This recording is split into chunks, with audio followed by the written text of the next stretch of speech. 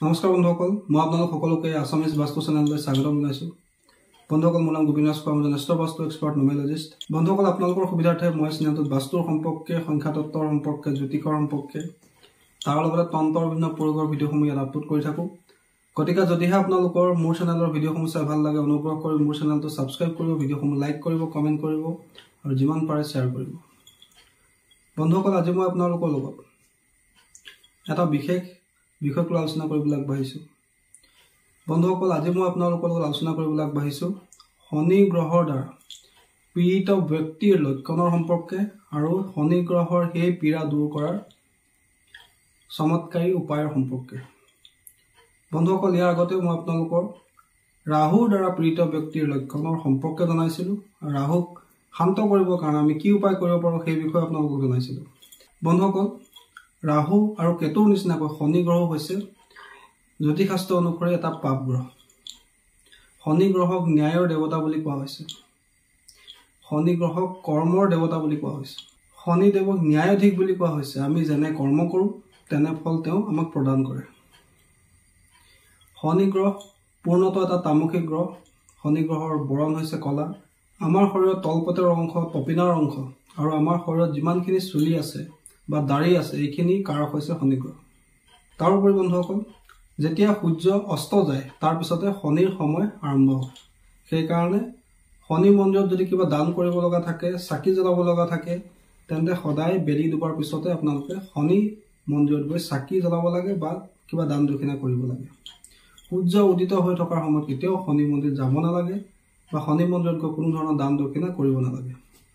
বন্ধুসকল, শনি গ্ৰহ হৈছে দৰিদ্ৰতা, বিপত্তি, কৰ্মবাধা, বাত ৰোগৰ কাৰক। শৰীৰত যিমানখিনি বিষ উৎপন্ন হয়, গাঁঠিৰ বিষ উৎপন্ন হয়, শৰীৰত যি জিনজিননি উৎপন্ন হয় বা শৰীৰত যি পেৰালাইচিছ হয়, ইয়াৰ কাৰণো হৈছে শনি গ্ৰহ। শনি গ্ৰহে আমাক খুব পৰিশ্ৰম কৰে। পৰিশ্ৰম কৰাৰ পিছতহে শনি গ্ৰহে আমাক ভাল ফল প্ৰদান কৰে। প্ৰথমে শনিয়ে আমাক পৰীক্ষা লয়, খুব পৰিশ্ৰম কৰে, তাৰপিছতহে তেওঁ আমাক ভাল ফল প্ৰদান কৰে। শনিৰ কৃপাত দৰিদ্ৰও ৰজা হয়, ৰজাও ভিক্ষাৰী হয়। শনি গ্ৰহে আমাক সংঘৰ্ষ কৰিবলৈ শিকায়, ডিচিপ্লিন হ'বলৈ শিকায়, আমাক অনুশাসনত চলিব শিকায়। জীৱনত ঘাত প্ৰতিঘাতৰ যোগেদি শনি গ্ৰহে আমাক বহু শিক্ষা প্ৰদান কৰে, যাৰ জৰিয়তে আমি উন্নতিৰ জখলাত বগাব পাৰোঁ। ৰাহু কেতুৰ নিচিনাকৈ শনি গ্ৰহে বিনা কাৰণে আপোনাক কেতিয়াও সমস্যাত নেপেলায়। শনি গ্ৰহে আপোনাক প্ৰথমে পৰিশ্ৰম কৰে, আপোনাক ষ্ট্ৰং কৰে, তাৰপিছত আপোনাক উচিত পথ প্ৰদান কৰে, আপোনাৰ কৰ্মৰ ভাল ফল প্ৰদান কৰে। শৰীৰত বিষ উৎপন্ন হোৱা, পেটত গেছ উৎপন্ন হোৱা, গাঁঠিৰ বিষ উৎপন্ন হোৱা, বাত বিষ উৎপন্ন হোৱা, শৰীৰ শুকাই যোৱা, চুলি সৰি যোৱা, অকালতে চুলি পকি যোৱা, চকুৱে নেদেখা হোৱা বা চকুৰ জ্যোতি কমি যোৱা ইত্যাদিবিলাকৰ কাৰণো হৈছে শনি গ্ৰহ। যেতিয়া শনি বেয়া প্ৰভাৱ আপোনাৰ ওপৰত পৰে, আপোনাৰ প্ৰথমে বুদ্ধিয়ে কাম নকৰা হয়। আপুনি সঠিক ডিচিশ্যন ল'ব নোৱাৰে। কোন দিশত গ'লে আপোনাৰ উন্নতি হ'ব, কোন দিশত গ'লে আপোনাৰ উন্নতি নহ'ব, সেই ক্ষেত্ৰত আপুনি সমস্যাত পৰে।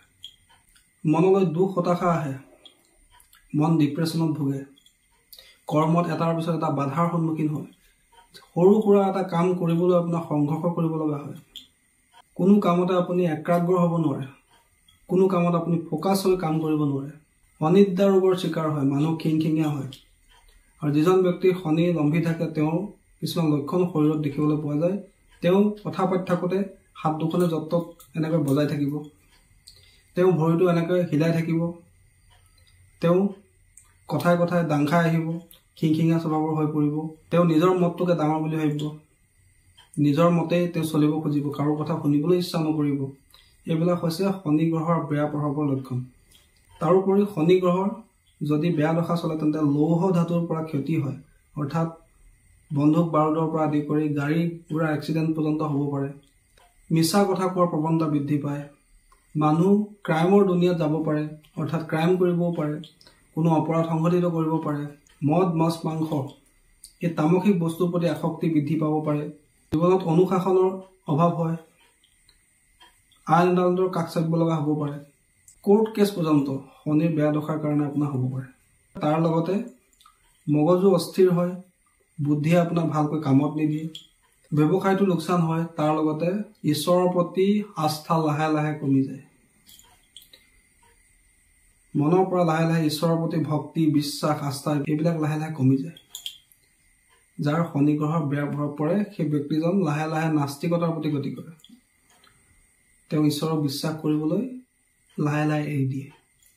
তাৰোপৰি শনি গ্ৰহ বেয়া হ'লে কিছুমান ঘৰতো আপোনাৰ লক্ষণ দেখা দিয়ে। যেনেকৈ আপোনাৰ ঘৰত য'ত ত'ত ফটা জোতা পৰি থাকিব, আপুনি সদায় ক'লা কাপোৰে পিন্ধিবলৈ ইচ্ছা কৰিব, আপোনাৰ ঘৰৰ চটৰ পৰা পানী পৰিবলৈ ল'ব, ঘৰত যিখিনি কাঠ আছে সেইখিনি বেয়া হ'ব, ঘৰত যিখিনি লোহাৰ সামগ্ৰী আছে সেইখিনি মামৰে খাবলৈ ল'ব ইত্যাদি লক্ষণৰ পৰা গম পায় যে শনিৰ বেয়া প্ৰভাৱ আপোনাৰ ঘৰত নিশ্চয় পৰিছে। বন্ধুসকল, তাৰ লগতে শনি আপোনাৰ কৰ্মৰ কাৰক। গতিকে আপোনাৰ যদি কৰ্মত এটাৰ পিছত এটা বাধা আহিয়ে থাকে তেন্তে তাৰো কাৰণ শনি গ্ৰহ। জীৱনত যিখিনি বাধা যিখিনি সংঘৰ্ষ আমি কৰিব লাগে তাৰ মুখ্য কাৰণ হৈছে শনি গ্ৰহ। শনি গ্ৰহে আমাক পৰিশ্ৰম কৰে। বন্ধুসকল, এতিয়া কথা হ'ল যে আমি শনিৰ দ্বাৰা পীড়িত ব্যক্তিৰ লক্ষণসমূহ আমি গম পালোঁ। এতিয়া আমি আলোচনা কৰোঁ হওক যে শনি গ্ৰহক আমি কিদৰে শান্ত কৰি ৰাখিব লাগে। বন্ধুসকল, শনি গ্ৰহৰ বহুত উপায় আছে। শনি গ্ৰহক শান্ত কৰাৰ বহুতো উপায় আছে। তাৰ বিষয়ে অলৰেডি মই আপোনালোকক বহুতো উপায় সম্পৰ্কে জনাইছোঁ। কিন্তু মই আজি যিকেইটা উপায় ক'বলৈ আগবাঢ়িছোঁ সেই উপায়কেইটা সকলোৱে কৰিব পাৰে। বন্ধুসকল, প্ৰত্যেকৰে কুষ্ঠিতে শনি গ্ৰহ বেয়া অৱস্থাতো নাথাকে, কাৰোবাৰ যোগকাৰক হৈ বহি থাকে। কিন্তু যাতে শনি গ্ৰহে আমাক কোনো কাৰণতে নিগেটিভ প্ৰভাৱ নেপেলায়, অৰ্থাৎ তেওঁ নকাৰাত্মক দৃষ্টি যাতে আমাৰ কোনো কৰ্মৰ ওপৰত নপৰে, তাৰ ব্যৱস্থা আমি সদায় কৰি ৰাখিব পাৰোঁ। তাৰ কাৰণে আমি কি কৰিব লাগে সেই বিষয়ে আপোনালোকে ভালকৈ জানি লওক। বন্ধুসকল, প্ৰথম কথা হ'ল শনি গ্ৰহ হৈছে কৰ্মৰ কাৰক, পৰিশ্ৰমৰ কাৰক। গতিকে কেতিয়াও পৰিশ্ৰম কৰিবলৈ এলাহ কৰিব নালাগে। নিজৰ কৰ্ম সদায় একাগ্ৰতাৰ সৈতে কৰিব লাগে। মিছা কথা ক'ব নালাগে। কোনো শ্ৰমিকক ঠগিব নালাগে। আপোনাৰ তলতীয়া কৰ্মচাৰীক বেয়া ব্যৱহাৰ কৰিব নালাগে। তেতিয়া আপোনাৰ শনি সদায় ভাল অৱস্থাত থাকে। তলতীয়া কৰ্মচাৰী সদায় আপোনাৰ ঘৰৰ মালিক, আপোনাৰ ঘৰৰ কাম কৰা ব্যক্তিক সদায় আপুনি সন্মান কৰিব লাগে। তেওঁলোকক সময়ে সময়ে সহায় কৰিব লাগে।